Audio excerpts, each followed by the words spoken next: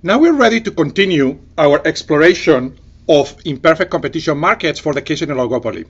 There are many markets in the world that have more than one firm, so they are not monopolies, but only a handful of them, so they are not perfect competition. That intermediate case is this case of monopoly that is of great practical interest. And it's of great practical interest because the firms will have some market power, but not as much market power as they have a monopoly. And that's what we want to understand with this basic model of the monopoly that we are about to understand.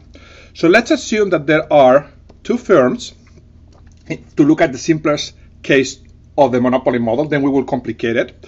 And let Q1 and Q2 denote the amount produced by each firm.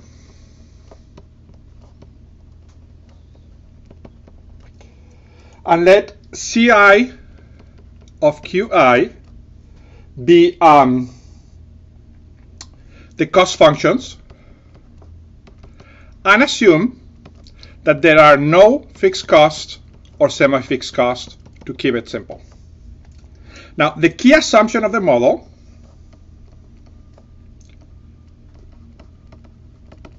is that firms profit maximize, as always, taking into account or given the actions of the other firm, which, by the way, they anticipate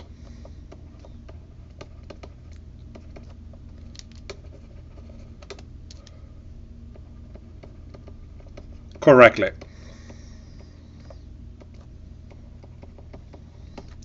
And let me make a comment about this.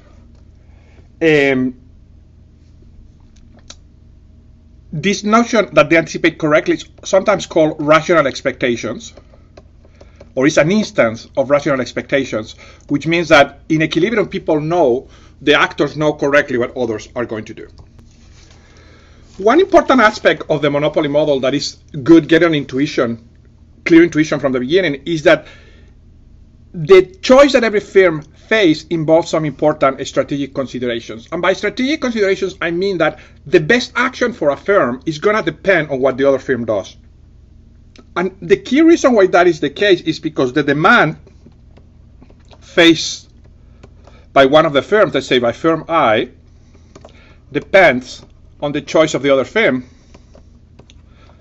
let's say firm J. And let's see why. In particular, suppose to see why that the demand, inverse demand function for the market as a function of Q, the total quantity, is linear and has this shape, P of the market minus M Q. Suppose that this is the aggregate demand function for the market, then look at what happens. We're going to plot first that demand function, which looks like this. PD of the market of Q1 plus Q2. This is a choice by the two firms. And now suppose that firm 2, let's say, chooses this quantity. Question is, what is the demand that firm 1 is going to face, given that it's going to be given by this? This is going to be the demand of, as a function of Q1 that firm 1 faces, given that the other firm produced Q2. And let's see why that is the case. Well, we know that total demand is given by this linear thing minus M times the sum. If the other firm already chose that, it's only this part of the demand function that firm 1 can fill. Basically, if it produces nothing, this will be the price. If it keeps producing, the price will drop lower and lower. That's why, from the point of view of firm 1, the demand function, how it affects the price as a function of what it produces, is shifted to the left just by this amount. Okay, given that, now let's look at what the problem of each of the firms look like. So let's look at a firm I, which can be either of the two, which is going to want to maximize over Qi greater or equal than 0, its revenue, Qi, times the demand given by the amount that it chooses and the other one chooses, because both affect the price, minus Ci of Qi, and very important, this QJ is taken as given. The action of the other firm is taken as given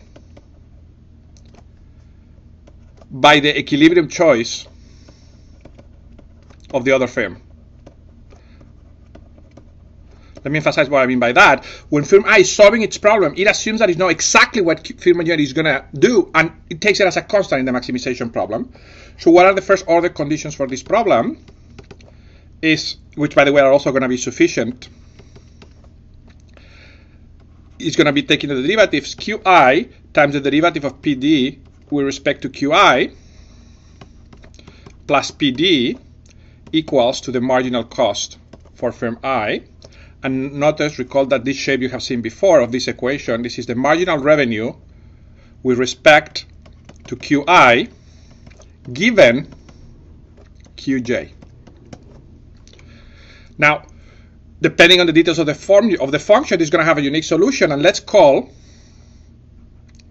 the solution, let Qi star of Qj denote the solution.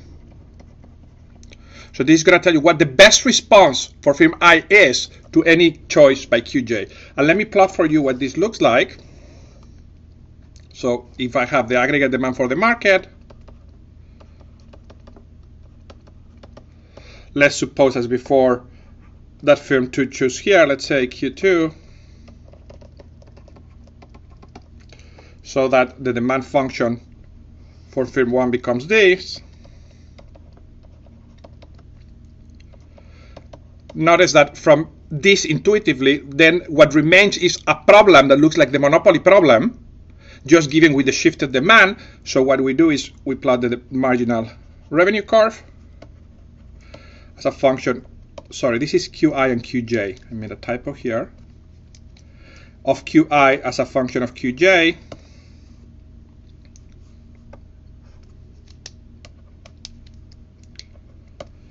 and if the cost function of Qj is here, of Qi, what the firm is going to do is going to pick this, the point at which marginal revenue equals marginal cost. So this is going to be Qi star, and this will be the price in the market that results.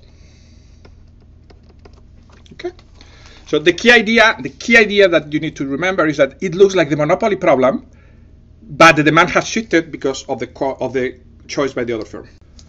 Okay, now we're ready to define what an equilibrium in this market is going to be, and I'm going to define it for the case of two firms, and we'll see how generalized in a second. So an oligopoly equilibrium is going to be given by a quantity for the first firm and a quantity for the second firm that has the following properties, such that Q1 OL is a best response, so we're going to write like this, Q star of what the other firm does, and Q2 OL is equal to Q2 star of Q1 OL. So the key idea is that both firms are best responding to each other. And let me make some remarks about this. First, again, the notion of rational expectations is key. Notice that each firm is best responding to each other's equilibrium action, and the equilibrium action of the other firms is anticipated correctly. Second, again, let me emphasize that firms are best responding to each other. Third, at equilibrium, there is no incentive to deviate.